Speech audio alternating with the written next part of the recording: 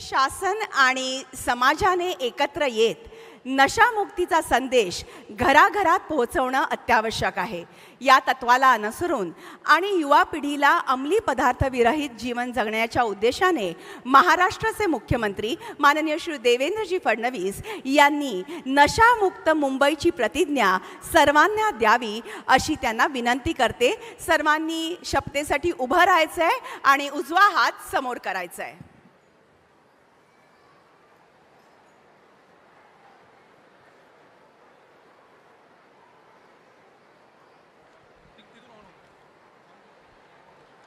चला सगळे तयार। मग माझ्या मागे सगळ्यांना शपथ घ्यायची आहे। मी भारताचा सुजाण व दक्ष नागरिक म्हणून गांभीर्यपूर्वक शपथ घेतो की मी माझ्या आयुष्यात अंमली पदार्थ किंवा तत्सम नशाजन्य पदार्थांचे सेवन करणार नाही। तसेच माझे कुटुंब मित्र व समाजाला सेवन करण्यापासून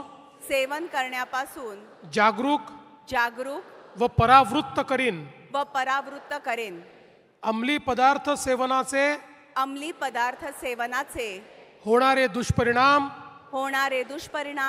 टाळण्यासाठी व एक निरोगी सुदृढ सुरक्षित आणि व्यसनमुक्त समाज घडवण्यासाठी